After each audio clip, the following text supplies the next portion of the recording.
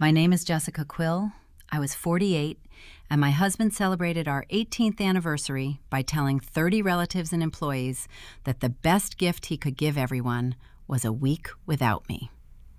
The laughter began near the back of Astor Hall, where our kitchen staff had gathered beside the French doors. It traveled through the dining room in a thin, uncomfortable wave. Leland stood beneath the chandelier with one hand around a champagne flute.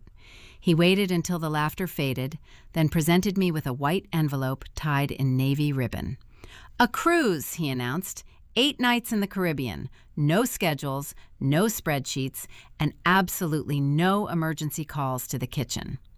Our adult daughter, Calla, raised her glass. Maybe we can finally change the menus while the warden is gone. My younger brother, Thayer, laughed harder than anyone else. He had been Astor Hall's financial controller for 6 years, although I had spent half that time correcting his work. I accepted the envelope because everyone was watching. "That's generous," I said. Leland kissed my cheek and murmured, "Try to look happy." Astor Hall was more than a wedding venue. My Aunt Augusta had left me the old waterfront house and the owner's cottage behind it when I was 27. I restored both buildings before marrying Leland. Years later, we created Astor Hall Events to operate the business. I owned 45% of that company, Leland owned 30%, and Thayer owned the remaining shares. They could outvote me inside the company, but the land and buildings remained my separate property. The company rented them from me under a commercial lease. Everyone in my family knew that arrangement. They had simply grown accustomed to treating my ownership as an outdated technicality.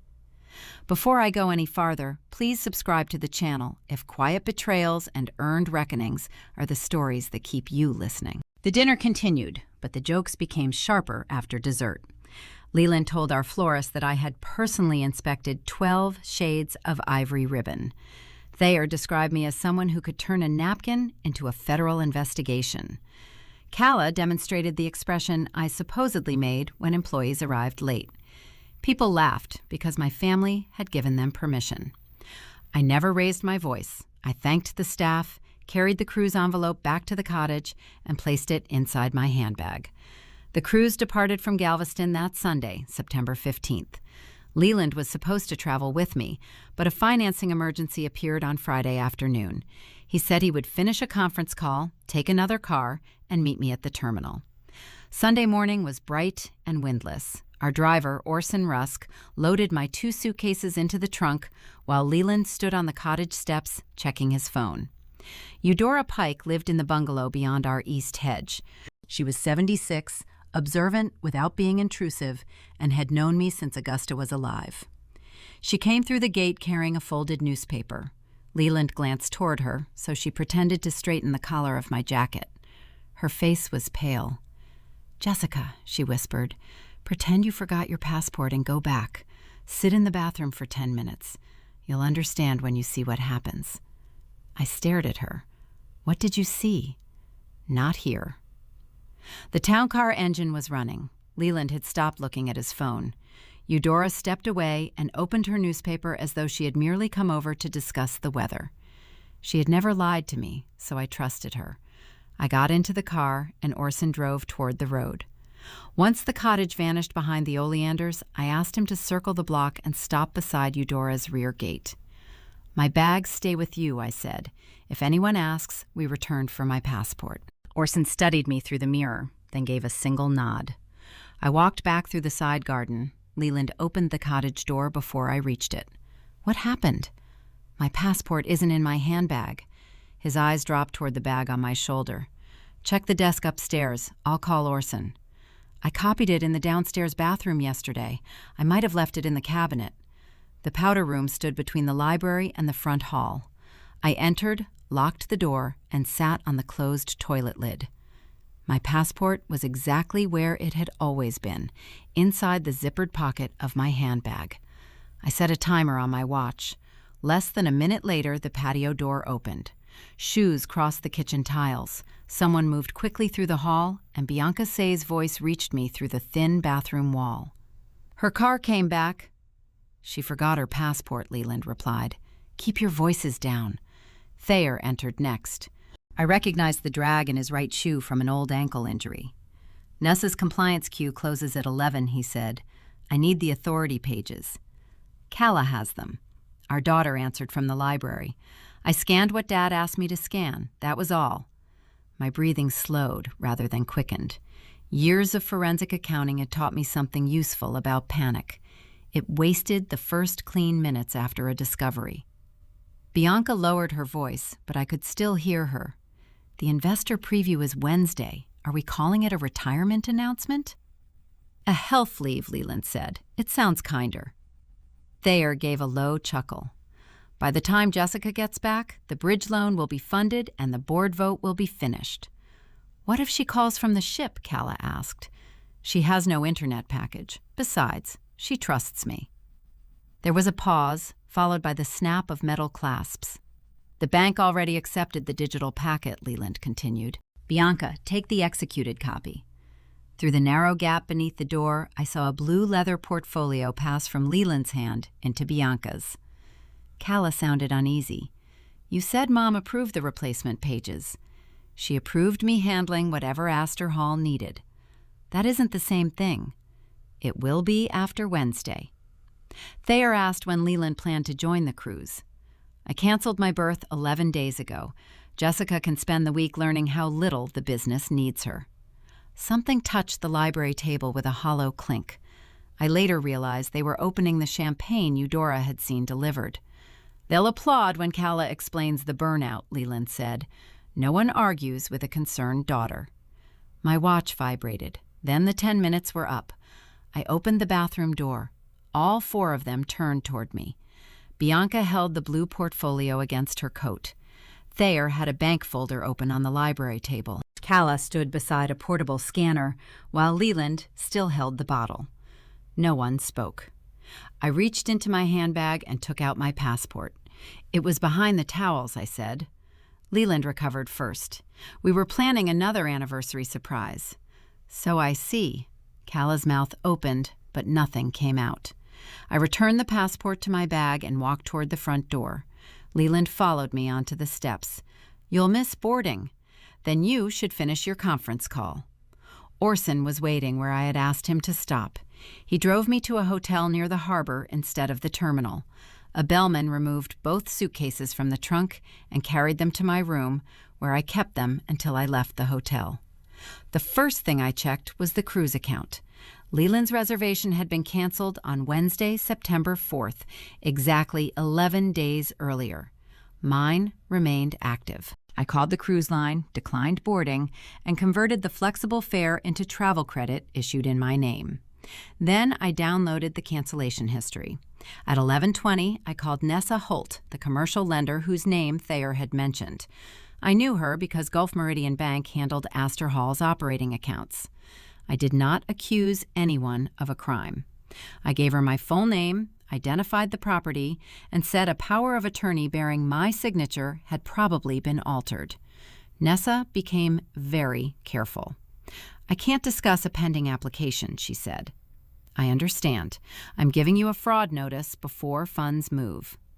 Can you appear at the main branch tomorrow with identification and your original documents? Yes. I'll place a compliance flag on the file. That is not a final hold. It is enough for today. My next call was to Priya Dacre, the attorney who had prepared Astor Hall's lease and every legitimate power of attorney I had ever signed. Priya arrived at the hotel after lunch with a laptop and a legal pad. She listened without interrupting while I described the bathroom conversation. The January power, she asked? That is the only one Leland could have copied. In January, I had undergone surgery on my right wrist. Priya prepared a limited power of attorney allowing Leland to renew our liquor license and sign routine vendor payments during my recovery. It was 3 pages long and expired on April 30th. It did not authorize borrowing, property transfers, new liens, or changes to Astor Hall's lease. Priya had scanned it before I placed the original in my bank safe deposit box. A certified copy had also gone to the county licensing office with our January renewal. Calla scanned the signed page while it was at the office, I said. They attached it to new pages. Priya turned her laptop toward me. Your lease has another layer. I knew the clause she meant. Any deliberate use of a falsified instrument to encumber my property constituted an incurable tenant default. It allowed me to seek immediate termination and possession. Leland had signed that lease renewal himself the previous year. At 2:15, my phone began ringing. I let the first call go unanswered. The second came from Calla. The third was Leland again. I sent him one message. I found more than my passport. His reply arrived almost immediately. You are confused. Do not contact the bank and frighten people. A minute later, Nessa called. Leland had already contacted her and described me as emotionally unstable. He claimed the cruise had been arranged because I was exhausted and paranoid. He also said I had authorized every page in Bianca's portfolio. Nessa upgraded the flag to a temporary hold. That protected the property, but it also froze the unused credit line Astor Hall needed for payroll. Leland had found his first counterattack. By evening, he was telling employees I had endangered their jobs during a mental health episode. Calla added her own message. Mom, please stop before everyone sees how bad this has become. Has anyone in your own family ever disguised control as concern, then expected the world to accept their label? I knew that question differently after reading my daughter's message. Monday morning began inside Gulf Meridian's marble lobby. Priya and I arrived before the doors opened. I carried my passport, driver's license, and the small brass key to my safe deposit box. The box was registered only to me, and the second control key remained with the bank. A vault attendant opened the dual lock in our presence.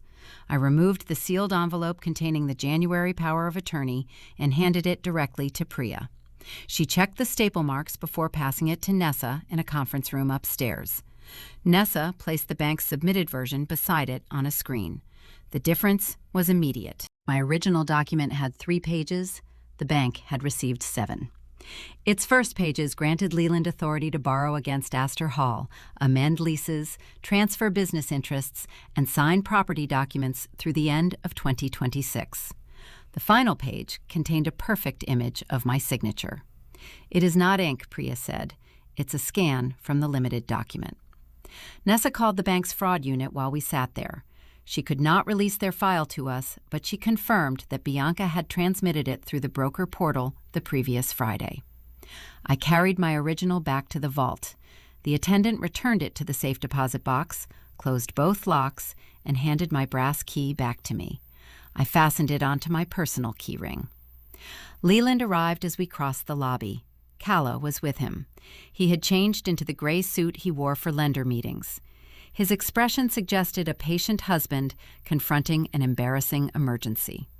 "Jessica, come home," he said loudly enough for the reception desk to hear. "I am not discussing this here. You disappeared instead of taking the anniversary trip I bought you. You canceled your ticket before you gave it to me." Calla stepped between us. "Dad has the video of you signing." Leland displayed a clip on his phone. It showed me in Priya's office during January, my wrist in a brace, signing the legitimate final page. The clip ended before Priya explained the restrictions. Nessa came down from the conference floor. "Mr. Voss, the bank has suspended the loan review pending authentication." "You are taking advice from a woman in the middle of a breakdown?" "I am taking advice from our compliance policy." His jaw tightened, but he did not argue. He understood institutions too well to waste anger on someone following a rule. By the time Priya and I reached the parking garage, my company email had stopped working. Leland had used his operational access to disable my account, then scheduled an emergency board meeting for Wednesday. He and Thayer held enough shares to remove me as president. They could not take the walls. That evening, Eudora came to my hotel with a paper bag containing chicken salad and 2 apples. She explained what had sent her toward my car on Sunday. The previous afternoon, Leland had asked her to accept a champagne delivery because he expected both of us to be away. Early Sunday, she saw Bianca's SUV, Thayer's truck, and Calla's car parked behind an empty rental house. Then she heard Leland speaking near the hedge. "Wait 10 minutes after her car leaves," he had told Thayer. "I don't want anyone in the cottage while she can still turn around." Eudora had photographed the vehicles because the arrangement frightened her. She emailed the original image to Priya while sitting beside me, preserving its time and location data. "Why didn't you tell me directly?" I asked. "I had pieces, not the whole thing. If I accused your family without proof, they would have called me a confused old woman." "That was what they called me anyway." "Yes," she said, "but now you heard them." Wednesday's investor preview was held in Astor Hall's ballroom. Leland had invited employees, vendors, hotel representatives, local wedding planners, and several members of our extended family. He promoted the event as an expansion announcement. Priya and I arrived together. A security supervisor named Harlan Mott stood at the entrance. Leland had hired him on Monday and given him a printed board resolution temporarily suspending me from daily operations. Harlan checked my identification, even though my name was carved into the bronze ownership plaque beside him. "I'm instructed not to admit you," he said. "I am a shareholder attending a properly noticed board meeting." Priya pointed to the relevant paragraph on the notice.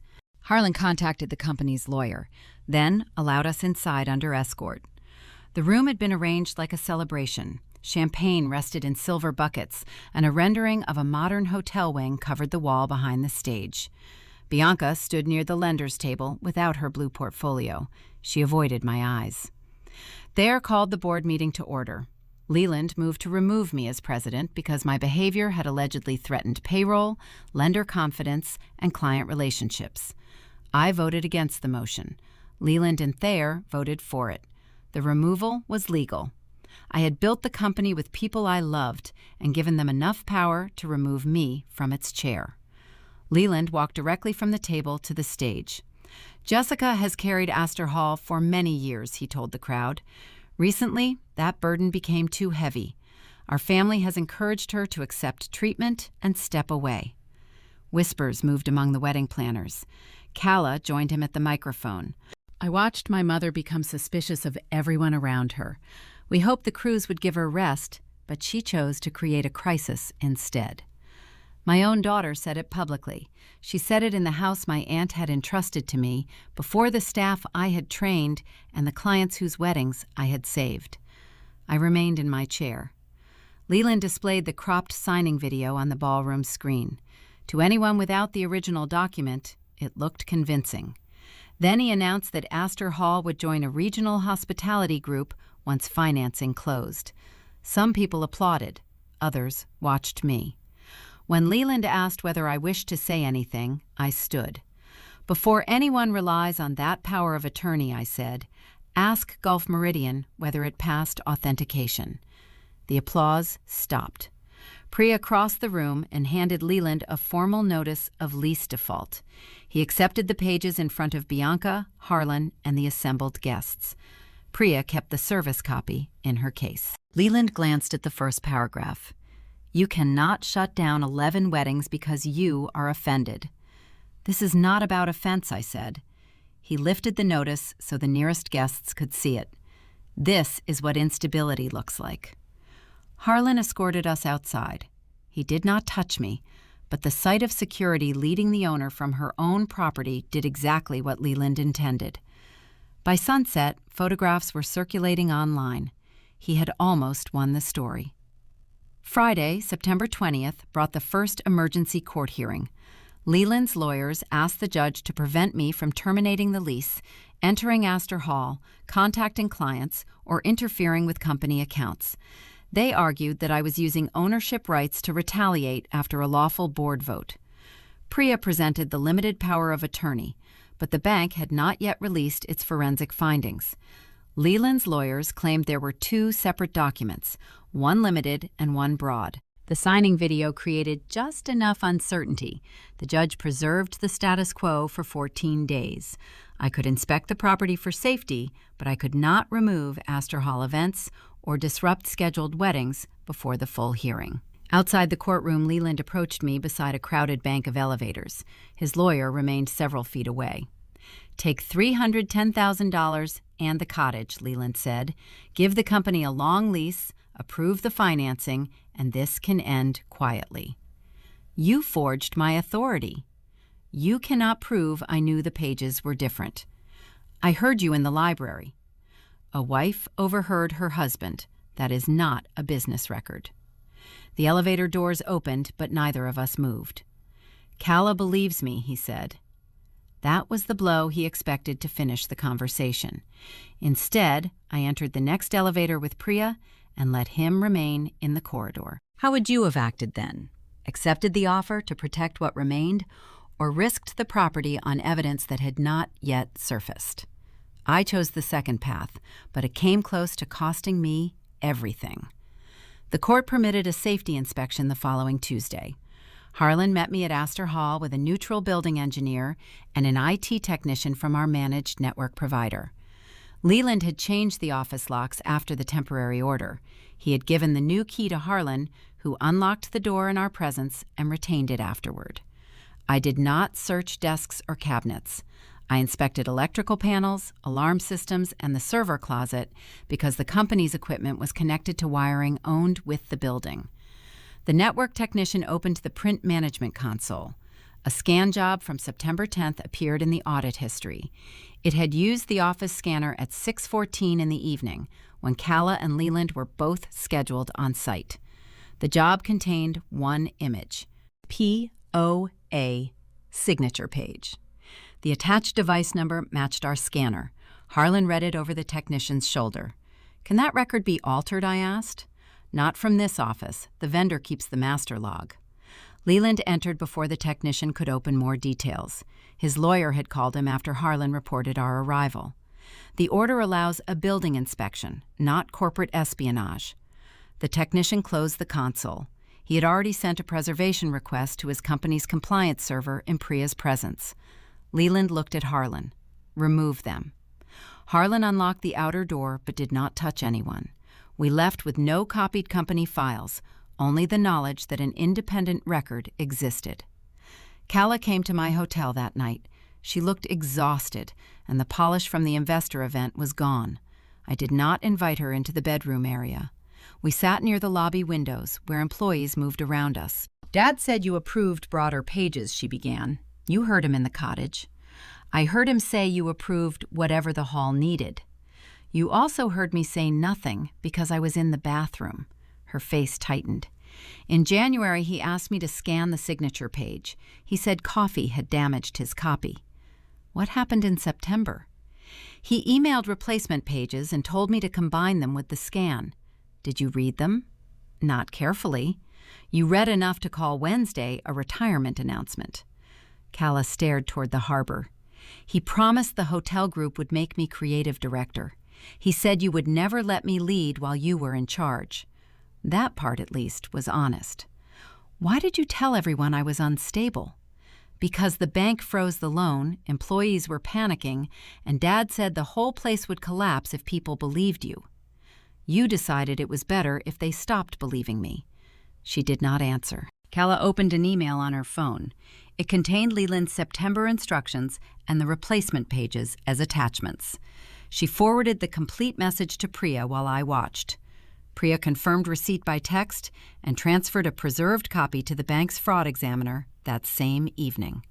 Calla did not ask forgiveness. Before leaving, she said she would testify if subpoenaed. The blue portfolio surfaced 2 days later. Bianca had placed it with her brokerage's compliance lawyer after the bank suspended financing. Once she understood the signature page might have been copied, she refused to keep it in her office. Under subpoena, the lawyer delivered the sealed portfolio to the court clerk. Bianca's transmission logs showed that Leland had handed it to her on Sunday morning, exactly as I had seen.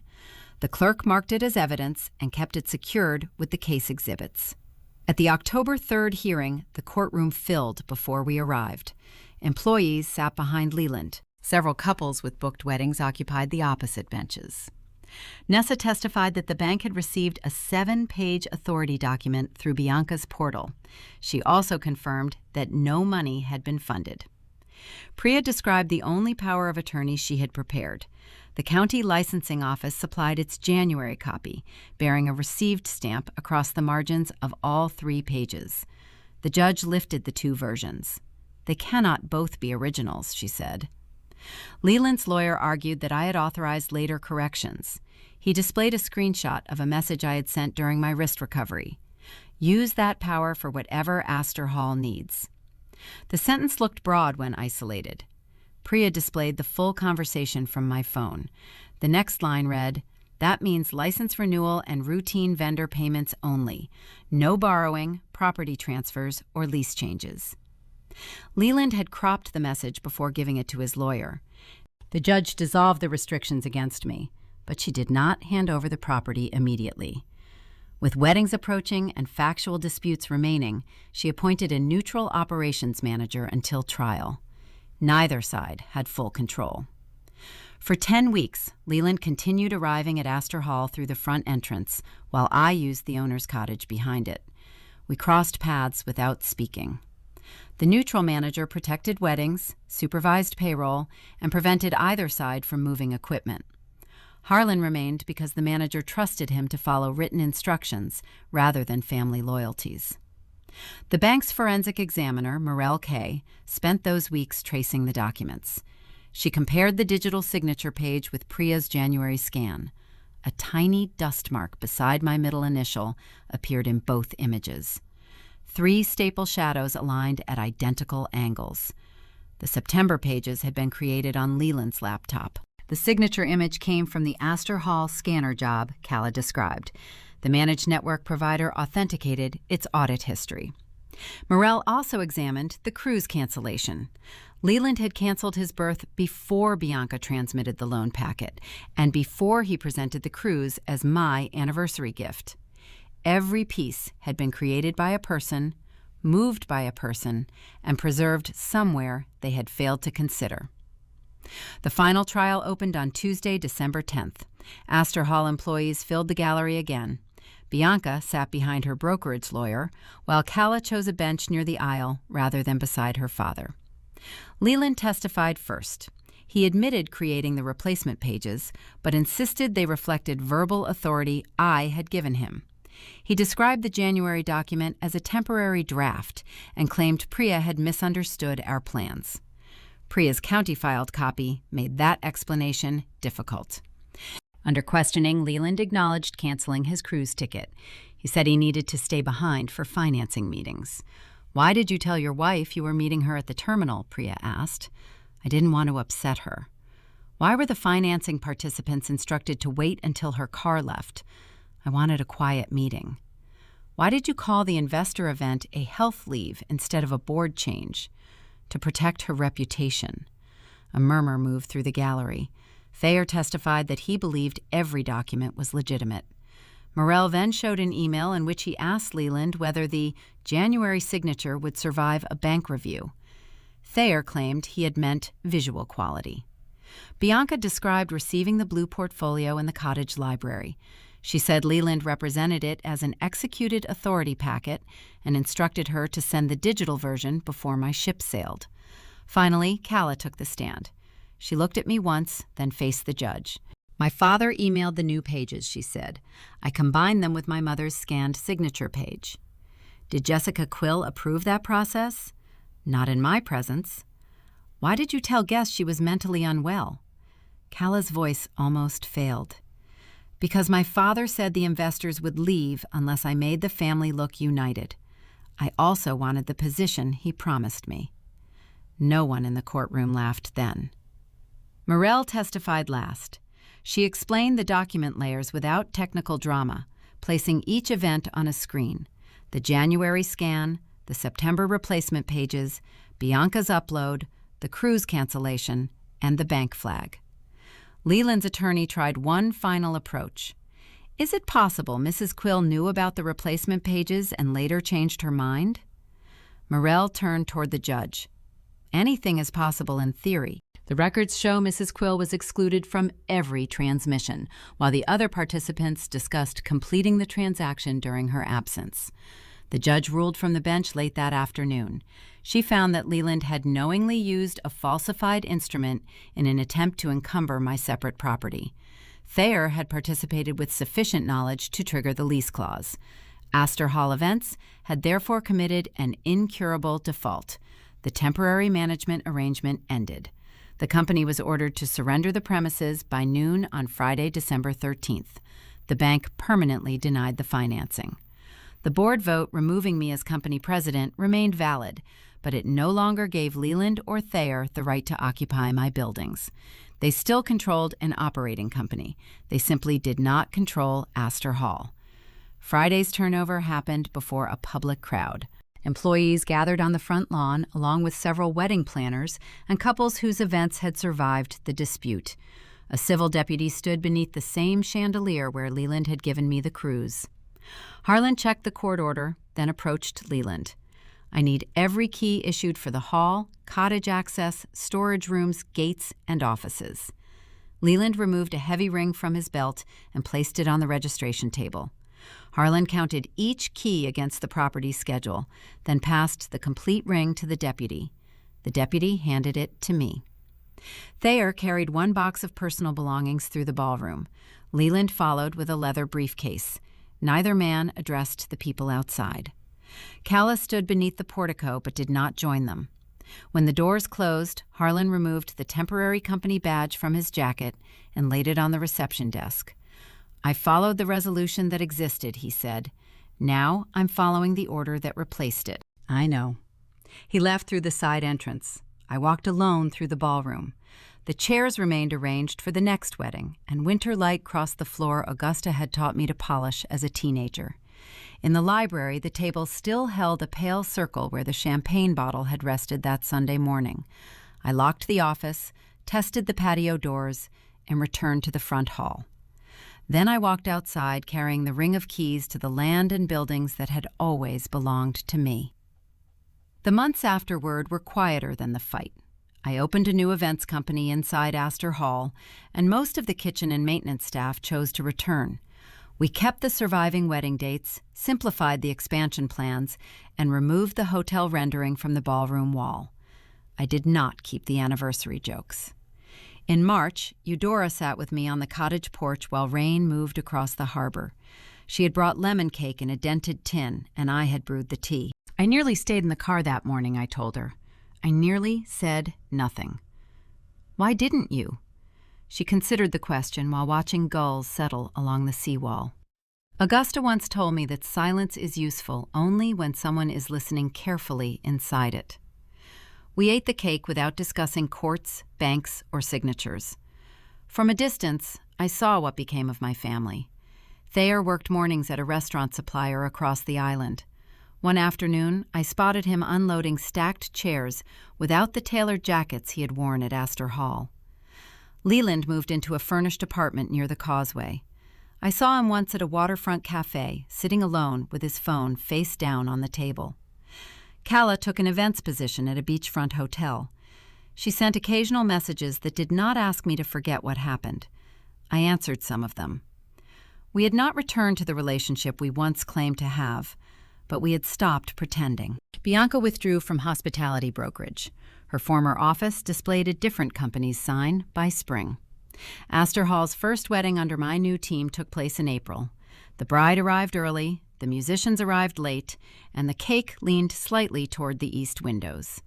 It was an ordinary event, which made it almost perfect. That summer, I used the travel credit from the anniversary gift. Orson collected me from the cottage and placed my 2 suitcases in his trunk. Eudora waited at the gate with her newspaper tucked beneath one arm. "This time," she said, "don't forget your passport." I showed her the passport in my own hand, then got into the car. At the terminal, Orson unloaded both bags and gave them directly to a porter. I walked toward the ship without looking back for anyone who had promised to follow. My passport remained in my hand until I crossed the gangway. Goodbye for now, and join me for the next story.